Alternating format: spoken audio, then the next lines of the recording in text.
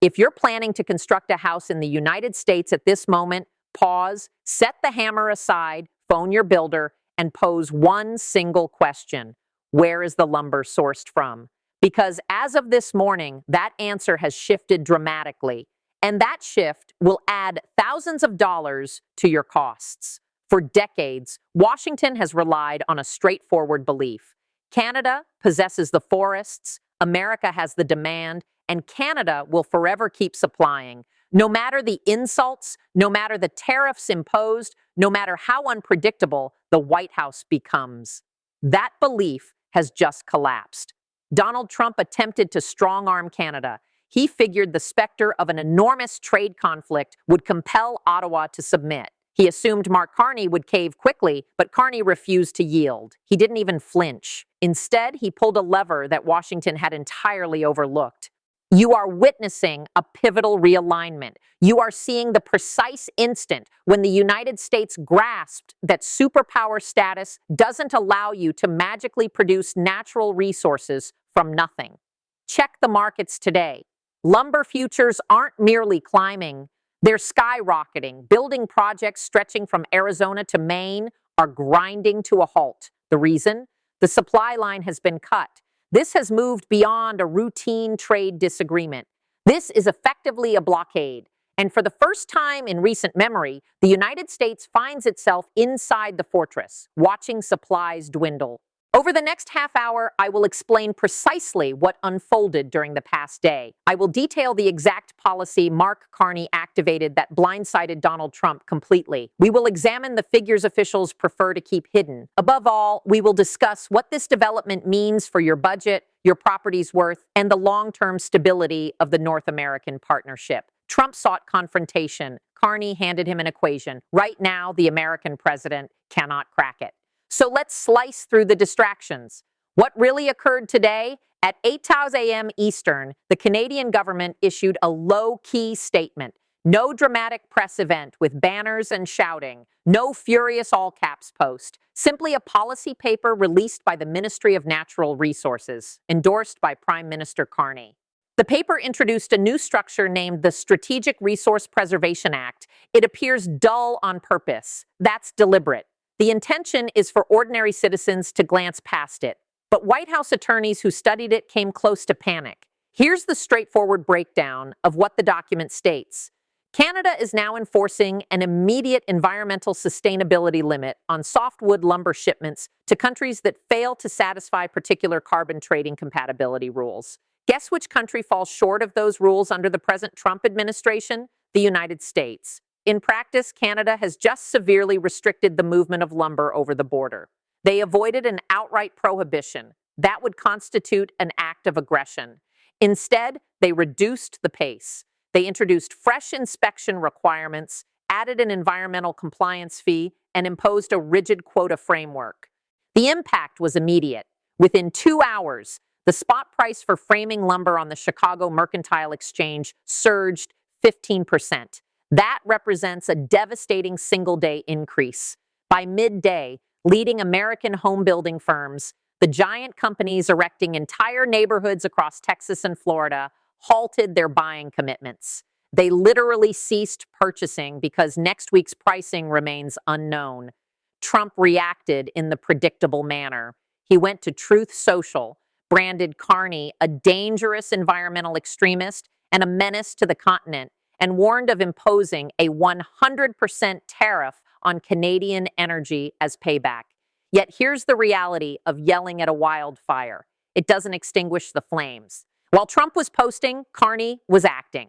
While the White House press team rushed to craft a narrative, Canadian trade officials were already on calls with purchasers in the European Union and Japan, locking in fresh agreements for the very same lumber. This is the real jolt. Trump believed he held the advantage. He believed Canada depended on American purchases for its wood. But Carney has just demonstrated that Canada possesses alternative markets. Meanwhile, America genuinely requires the lumber. We lack a fallback option. We depleted our domestic forests long ago or placed them under protection in national parks. We depend on Canadian spruce and pine to frame homes, construct apartment buildings, and remodel kitchens. By constricting that supply, Carney has reached across the border and gripped the American housing sector until it buckled. You may wonder whether this is truly serious or merely political posturing. Let's review the evidence. I want to present 3 concrete pieces of proof that this is no simulation. This is a genuine economic counterstrike. First piece of evidence, inventory assessments. Data released by the National Association of Homebuilders shows that even prior to today, softwood lumber supplies were already scarce. Industry language for "we're barely scraping by." The United States imports approximately 30% of its lumber needs. More than 80% of those imports originate from Canada. No other nation can close that gap. Russia is under sanctions. Brazil's timber doesn't match our construction standards. Therefore, when Canada announces a 20% export cap this month, mathematics dictates a shortage. You cannot frame 80% of a structure. You either complete the house or abandon the project. Second piece of evidence, the green premium mechanism. This is the brilliant aspect of Carney's strategy. He avoided labeling it a tariff. If he had, Trump could challenge it through the USMCA framework. Instead, Carney classified it as an environmental sustainability surcharge. He positioned it as safeguarding Canadian forests against excessive harvesting driven by external demand. Legally, this is masterful. It binds Trump's hands. If he objects, he must claim Canada lacks authority to protect its own environment. That drags the United States into a courtroom fight lasting years, while prices remain elevated today. Carney is leveraging global climate regulations as armor to neutralize Trump's trade offensives. Third piece of evidence, activity at the ports of Vancouver and Montreal. Satellite images and shipping records confirm that cargo volumes headed to the United States have declined sharply, while volumes directed toward Asian destinations are rising. This shift is happening immediately. The vessels are rerouting now. Reports from Ottawa insiders mention a leaked internal directive from Carney's office instructing leading timber companies to diversify aggressively 6 months earlier. They anticipated escalation. While Trump was delivering rally speeches about dominating Canada, Canada was quietly constructing an escape route. Now they have deployed it. Examine the lumber futures chart again. That vertical jump is not guesswork. That is sheer alarm. That is the noise of American construction firms recognizing they will soon furlough thousands of employees because they lack the 2 fours needed to frame a family room. Now, we must address Donald Trump's negotiating approach because it clarifies why this is unraveling so badly for him. Trump follows a distinct pattern: escalation dominance. He assumes that greater volume, greater intimidation, and greater aggression will force the opponent to break. That tactic succeeded against certain domestic opponents and disorganized businesses. It is failing catastrophically against a G7 country led by a former central banker. Trump is losing grip because he fails to comprehend the tool being deployed against him. He grasps tariffs. He grasps taxes. He grasps personal attacks. He does not grasp systemic vulnerability. Mark Carney, ex-governor of both the Bank of Canada and the Bank of England, understands global economic infrastructure more thoroughly than anyone in Trump's inner circle. He recognizes the current fragility of the U.S. economy. Inflation has eased, yet elevated interest rates continue to squeeze households. The housing sector remains the primary support keeping American consumers solvent. By zeroing in on lumber, Carney is striking the most vulnerable pressure point in American political life: the cost of shelter. Trump chants America first. But when the price of a new home surges by $30,000 virtually overnight due to a lumber deficit, voters ignore rhetoric. They focus on being priced out of relocation. And Trump possesses no effective response. Consider the options. Invade Canada for timber? Impossible. Compel U.S. firms to harvest national parks? That would trigger decades of litigation. Import from Europe? Possible. But freight expenses would exceed even the inflated Canadian price. Trump is cornered. He threatened a blanket 25% tariff on Canada. Carney evaluated that threat, ran the numbers, and chose to preemptively disrupt the American supply chain. It is a classic judo technique, redirecting the attacker's momentum against him. The harder Trump pushes, the more Canada justifies shifting away from an unreliable partner. Every aggressive tweet reinforces Carney's case that Canada must sell to Japan, Germany, the UK. Trump has inadvertently become the strongest advocate for Carney's diversification plan. He is convincing Canadians they cannot depend on the United States, granting Carney the domestic support needed to execute tough measures. You can sense the alarm inside Washington. The Commerce Department is convening urgent sessions, exploring whether they can subsidize lumber acquisitions. But subsidies cannot conjure non-existent supply. When the material stops crossing the border, cash solves nothing. Let's pause to contrast the leadership approaches because the difference explains the current dynamic. Trump is transactional, focused on daily headlines, winning the news cycle. Carney is structural, operating on decade-long horizons, reshaping underlying systems. When Carney acts, emotion is absent. You won't see him on television shouting or hurling insults. His method is what diplomats term quiet lethality. He presents every decision as a technical requirement, simply managing carbon stocks, securing the forestry sector's future viability. It sounds courteous. It sounds characteristically Canadian, yet it is an exceptionally precise method of crippling an adversary. By cloaking this economic maneuver in the rhetoric of environmental stewardship and national sovereignty, Carney makes it nearly impossible for global opinion to back Trump. Europe will not criticize Canada for forest protection.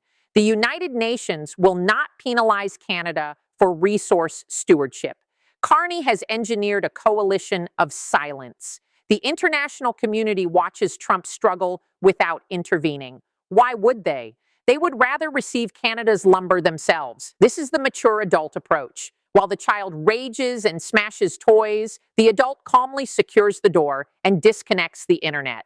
Carney is disconnecting the internet for the American building industry and waiting for Trump to discover that shouting does not restore the connection. This moment reclaims Canadian sovereignty in a manner unseen for generations. For half a century, Canada played the courteous junior ally. The implicit agreement was that Canada complied with U.S. wishes because the American market was too valuable to forfeit. Carney has reversed that dynamic. He is declaring, actually, your market has become too volatile to rely upon. We are redirecting.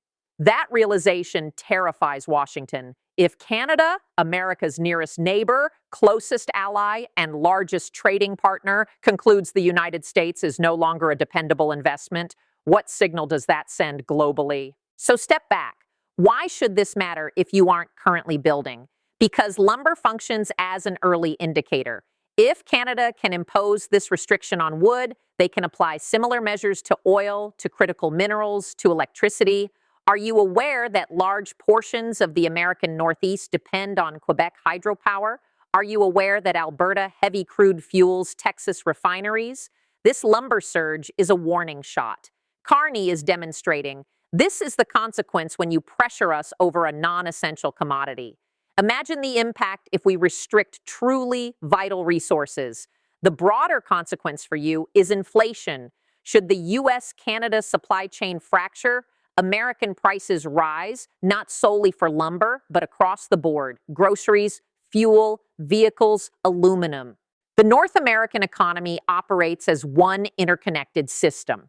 Trump is attempting to smash one component with a hammer, assuming the remainder will continue functioning. Carney is illustrating that damaging the gears halts the entire vehicle. For ordinary American households, the prospect of attainable housing has receded further. For ordinary Canadian households, this brings pride tempered by concern. At last, a leader is asserting independence. Yet there is a downside. A U.S. economic downturn harms Canada as well. Carney understands this. The move is therefore a deliberate gamble. He is wagering that the resulting hardship will compel American business leaders, major donors, CEOs, and lobbyists to storm the Oval Office and demand Trump de-escalate. He is circumventing the president and applying pressure directly to the president's financial backers. It is a high-stakes maneuver. At present, Carney holds the stronger position. One image from yesterday lingers in my mind. It wasn't part of any official release. A local photographer in British Columbia captured it. The photo shows an enormous logging truck loaded with high-grade cedar paused at a junction just beyond Vancouver. One direction leads to the highway toward the U.S. border at Blaine, Washington. The other leads to the shipping terminal. In the photograph, the truck is veering right. That single frame communicates more than countless addresses. For 50 years, that truck turned left. It traveled south. It constructed American decks and American fences. Yesterday, it turned right. That lumber is now destined for Tokyo, Shanghai, or Liverpool. It has departed. It will not return. That is the concrete reality of the transformed landscape Mark Carney is creating, a landscape in which Canada charts its independent course, even if it leaves America gazing at an empty highway. So what lies ahead? We have entered unknown territory. Scenario A, business backlash. The National Association of Homebuilders, the U.S. Chamber of Commerce, and construction labor groups exert overwhelming pressure on Trump. They insist he abandon tariff threats and negotiate with Carney. Trump complains, declares partial victory over a small compromise, and conditions revert to prior norms. This represents the optimal outcome. Scenario B, further escalation. Trump takes the bait, grows furious, proclaims a national emergency, attempts to seize assets or halt Canadian shipments. Should that occur, the border closes completely. At that point, the discussion shifts from lumber costs to food shortages and factory shutdowns. Scenario C, permanent Canadian reorientation. Canada locks in enduring supply agreements with Asian and European purchasers. Even if Trump departs office, the lumber remains committed elsewhere. America forfeits its preferred supplier position permanently. At this hour, Scenario C appears increasingly probable. Normally, leaders would de-escalate at this stage. Diplomats would convene privately and resolve the issue. But Trump avoids quiet rooms, and Carney no longer seeks approval. We are observing a separation unfold in real time. As with any separation, the attorneys profit most, while the children, in this case ordinary citizens, bear the expense. This lumber disruption is merely the initial piece to fall. Mark Carney has established a clear boundary. He has shown that Canada possesses resolve. He has demonstrated that America first carries a steep cost, and that cost is now being borne by anyone attempting to build a future inside the United States. The question you must confront is whether Trump's ego justifies the increased price of your home. Because at this moment, the president is battling arithmetic, battling geography, and battling a neighbor that has finally chosen to push back. Carney is not merely defending Canada. He is compelling Trump to confront how deeply America depends on its allies. Do you believe Trump will retreat, or will he intensify the conflict and tank the market? Share your perspective below. I review every comment, and subscribe because the next development concerns oil pipelines and you won't want to miss that update. Thanks for watching. Stay alert.